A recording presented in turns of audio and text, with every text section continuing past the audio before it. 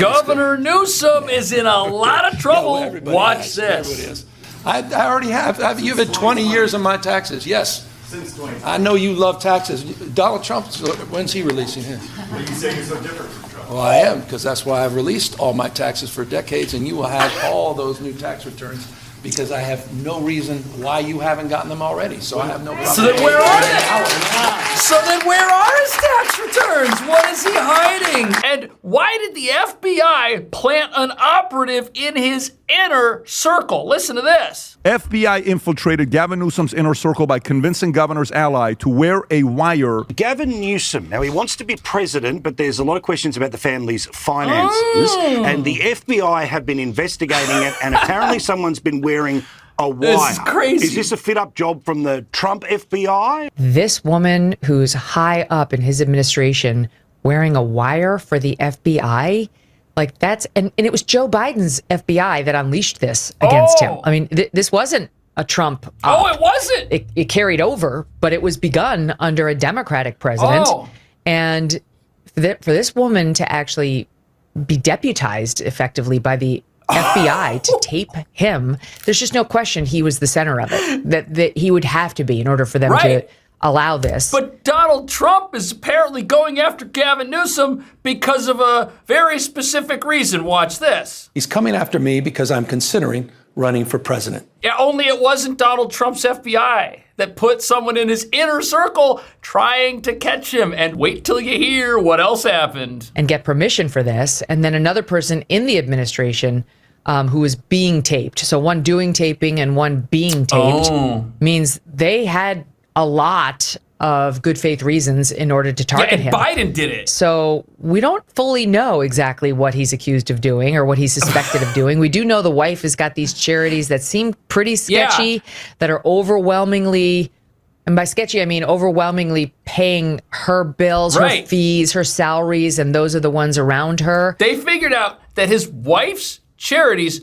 pay her an amount of money that greatly eclipses what other charities that bring in the same amount of money as hers pay their executives. She's like one of the top earning charitable executives in the entire country, but her charity is not one of the top charities in the entire country. But look at whose fault this is. Yeah, look, we got to take back the House of Representatives or we'll lose this republic. I talked about this Trump administration as the great grift because this is a corruption story. Really? We will lose the republic. I made a point on July 4th. If you haven't seen my speech, you should take a look at the speech. You'll know exactly my mindset. We will lose this country unless we're vigilant about what's going on in terms of election security. This is this is serious. It's a 5-alarm fire. This guy is not screwing around. He's just winding up. He says America is going to lose itself if it doesn't get serious about election security, and he says this from California, the largest sanctuary state. But before we get to that, there's a new corruption story floating around out there, which involves the governor, surprisingly. 40 million diapers, as many diapers will be distributed this year as Californians. That was Governor Gavin Newsom about 2 months ago at a press conference announcing California's new free diaper program and a multi-million-dollar contract with the nonprofit Baby to Baby. But immediately critics pointed out that his wife, Jennifer Siebel Newsom, also had a relationship with at least one of the co-CEOs. Sits on Jen's board of directors. Gavin Newsom is claiming there was this huge, rigorous process to figure out which group to partner with for this free diaper program. Can't make this up. Was it really a rigorous process if you're best friends with the CEO of this company? I don't think so. We did a little fact check, and you should definitely go check out the story we did last month. But we could only go so far. So far, the state will not give us a copy of the contract or the competitive bid scoring sheet. Oh, so we can't get the scoring sheet, we can't get the contract, and we can't get the governor's tax returns, even though he says there's no reason why anybody doesn't have all this stuff. And the fact that they're still doing this funny stuff with these charities and these contracts while being under federal investigation, it seems like they don't think there's anything wrong with this. 4 days after that very high-profile press conference, we simply asked the governor's office for a copy of that contract that everyone was talking about. They told us, reach out to California Health and Human Services. They told us the contracts were with yet another agency. That agency told us our request had been received. That means legally they had a maximum of 10 days to tell us whether or not we're going to get them. Okay. Exactly 10 days later, now 14 days after the press conference, the state replies, citing an unusual circumstance clause in the California Public Records Act, giving them another 14 days to decide if these are disclosable records. California law clearly states any executed contract is a public record. Except for when it's the governor and it's his wife and they're up to something and it involves 40 million diapers. Like this, you can't, this is a joke at this point. It's a circus. They're robbing America somehow on TV, talking about how it's actually Trump who's doing it while being under investigation. It's like they have absolutely no fear. And so are competitive bid scoring sheets. Fast forward 14 more days. Okay. Spoiler alert, they are disclosable records, but the state would need another 3 to 4 weeks to get us copies. Why? Translation, the state waited 24 days to promptly notify us that it would need another 28 days to get us a copy of that contract that the governor announced nearly 2 months ago. So do we have it? The bidding process. Then, the day we were finally supposed to get the records, Here we go. July 3rd, a state holiday, the Newsom administration told us they would need 2 more weeks. It's unacceptable. That's Jenny LaRue. She's with the First Amendment Coalition. You should have had it in your hands the day they were talking about it. She argues documents like state contracts shouldn't even require a public records request. Do you think there's a world? So given that there's all this mumbo jumbo going on at a time when the governor and his wife are under federal investigation and won't release their tax returns while they talk about how Trump is destroying and looting the country, reporters have questions that they would like to ask the governor about this, and wait till you hear his answer. On the FBI federal investigations into you, your wife, your staff? Not much more than has already been provided. I mean, this is purely political. You've seen some of the reporting. I'm not sure. Maybe you guys have reported it as well. People have stated pretty clearly they were directed to find something. Oh! Have more people been contacted in your circle? To find something. Just directed. Find something. That's everything you need to know about the United States of America under Donald Trump. And so, but what about Biden? We continue to, maintain vigilance as it relates to the just weaponization by the Department of Justice and other power ministries.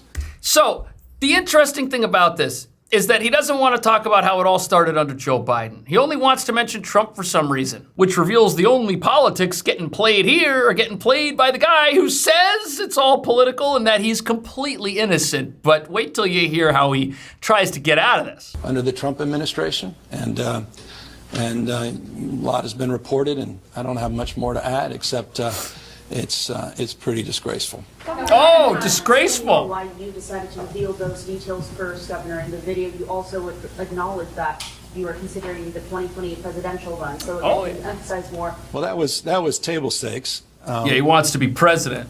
And it's pretty obvious that I'm not timid as it relates to calling out the abuses of the most corrupt administration in American history. Unless What it's more evidence Biden. did you need than the tax returns that he just put out, the $2.2 billion in income that Donald Trump has received. The fact that where's his tax we return? spent hundreds of millions of dollars not on developmental disabilities. In fact, they cut that budget.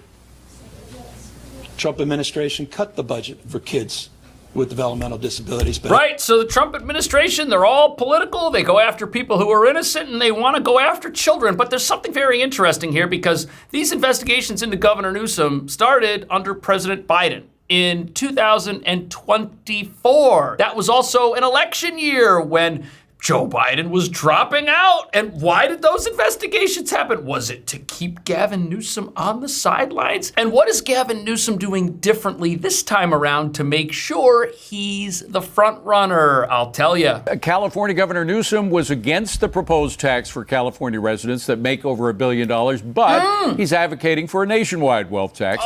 Joe Pollack joins me now. So, Joe, how is Newsom's flip-flop on wealth taxes going to play out for him? Yeah, it was a flip-flop. Well, in one respect, it's not a flip-flop because so many billionaires have been leaving the state of California since the billionaire tax was even proposed. There's nobody to tax. Right, and he needs to keep them in California. So making the billionaire tax nationwide is a way of keeping the billionaires in California. But that's socialism. But there's also something else that has been happening over the last 3 weeks, and that something else is Mamdani and the socialists that he has been pushing successfully in Democratic primary races. That is changing the contours of the presidential primary for Democrats in 2028. Yes, it is. And if you're Gavin Newsom and the establishment's tried to keep you on the sidelines, you see the socialists taking over New York, you realize that the leader of the Democrat Party is actually Mayor Zoran Mamdani, and what do? You get in line to kiss the ring, and here comes Gavin Newsom. It's time for a national billionaires tax. We should go after all the rich people because they ran away from my crumbling California and fled to other states like Florida, of all places. And if only we could lock them in like Cuba, we'll be just as successful as they are. What a nightmare. And so even though Newsom understands how destructive a wealth tax will be, he has to reposition himself now away from being a kind of pro-business Democrat toward being a more socialist Democrat. Socialist. And so he is proposing what Bernie Sanders and Elizabeth Warren and other left-wing Democrats have been talking about for a while, which is a nationwide wealth tax. The idea that a politician can reposition themselves from being pro-business to a communist just to get elected is the most repulsive thing any of us could ever imagine when it comes to politics, and that is happening right here with Governor Newsom while he's under investigation, while he won't release his tax returns, while he won't release the $40 million diaper contract that his wife is involved in. Like, what is going on here? Today, I'm going to explain why Governor Gavin Newsom might be about to sign what the California Taxpayers Association is calling the largest tax increase in dollar amount in California. What's he going to do with the money? It starts with a tax on healthcare insurance premiums, both public and private. The public one is Medi-Cal, so they're going to tax Obamacare. Medicaid. Right now, the taxes are much higher on Medi-Cal than on your private insurance premium, and that's because nobody notices. Every dollar that is taxed in California gets reimbursed by Washington. Well, Washington decided it didn't want to pay anymore, and President Donald Trump and the Republican Congress decided to end that practice and to require taxes on private and public health insurance to be equal. So rather than cutting the spending on Medi-Cal or add in a work requirement that Democrats have opposed, why do they oppose California that stuff? is raising the taxes on private health insurance premiums. Meanwhile, they're the champions of socialism and affordability. You see, that's the big scam we got going on here. We got all these people preaching communism for the little guy, but really they're busy stealing from him and robbing him to redistribute the little that he has to other people for some reason while claiming that this helps everybody. This is crazy. And the people doing this were pro-business last week, like Governor Newsom, and now they're getting in line for Mamdani's blessing. Cover the funding shortfall. Now, it's not clear yet what that will cost the individual patient. It depends on how the insurance companies handle it. But some estimates are that it could cost as much as $400 per premium per year. Wow. That's affordable. One tax increase. Also in the same bill, which is the state's budget, is another tax increase which comes from software. Interesting. The new budget declares that software is personal property and therefore transactions involving software are going to be taxed. Are the you estimate kidding is me? that it'll raise about $2 or $3 billion, but the California Taxpayers Association says the real amount is much higher. Half the software you and I are getting, it's all subscription. We don't own any of this stuff, but they're saying it's our personal property. Is this going to apply to like Netflix? Is this going to apply to your PlayStation that just expired and they just purged their catalog of stuff that was your personal property, but you never even owned it? I guess to the communists, having a subscription for something you don't actually own is the same thing as ownership because they don't believe in ownership. They don't believe in private property. And in total, these two taxes will raise $14.25 billion. Wow. That's the California Taxpayers Association estimate, making it It's a lot much of higher fraud. than Proposition 30, which passed in 2012, raising taxes on the state's highest earners. That brought in about $6 to $8 billion. So now they're going to tax the middle class. Why are these taxes increasing at a time when voters care about affordability? California has a spending problem. It doesn't have a revenue problem. AI and economic growth have brought in a lot more revenues than anticipated. But you see, never let a crisis go to waste. Rahm Emanuel said that when he was working for Barack Obama. And you know what? The Democrats, they have taken that and they have run as far as they can off into left field. And what they want to do is they want to justify your personal pain, the pain you feel in your wallet when you might go to the grocery store or when you might go to the gas station, on everything other than their policies that mean gas is twice as expensive in California as it is in Florida. Why is it $6 a gallon there and it's $3 a gallon in Florida? What's up with that? Well, if you ask the people in California, they'll tell you it's because taxes aren't high enough. They'll say that if we could only have more of other people's money, we would be able to make things cheaper for you, and we would be able to give you things like free daycare and unlimited diapers and all these things that aren't fraudulent whatsoever. The cost of healthcare and education funded by the state just keeps rising, and there's no political will in the Democratic-dominated state legislature to tackle that. So they're trying to tax private insurance and private consumers any way they can, just like they let the gas tax keep rising. Any way they can find revenue, they're looking for coins in the couch instead of slashing their they can't do that. And that's why you could be about to experience the largest dollar amount tax increase in the history of the state of California. Under Gavin Newsom, who's not guilty of anything. You're saying something could actually happen here?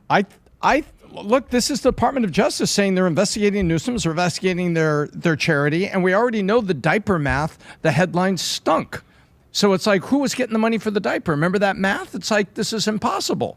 Somebody was getting money for diapers because it was impossible to be paying that kind of money for diapers. Remember all that? Of course. Adam, your thoughts? Pat, I got to tell you, man. Starting to think Gavin Newsom might not be this good at this leadership thing. I don't know. Yeah. I think he looks the part. I think he could pretend to be the part. I just don't know if he's actually doing the thing. You know, this is completely his leadership under question. We all know what's going on in his state. We see California literally burning down, God forbid. But also behind the scenes in his administration, it seems like there's some shady stuff going on. Remains to be seen. It's like at the end of the day, this is a failure of leadership. If you're the CEO of a state or of a company, let's say, you might not be under investigation, but we're finding they say out. When there's smoke, there's fire. It's like if your COO, your CMO, and your chief of staff, they're all under investigation and they're being questioned. It's like, what kind of culture are you building there in your administration in California? And he is worried. That's why he's out there at these press conferences accusing Trump of every crime under the sun while he himself is being investigated, while his entire operation is under scrutiny. Everything from his wife and the charities to his dealings as governor, what policies he's pushing, how he's becoming a socialist overnight when he was a pro-business Democrat last week. Now he's a pro-communism communist. Then we got all these scams that require more and more money from every single person that lives in California. While there are questions from people like Spencer Pratt about what's going on, what do you think about all this? I'll see you in the next video.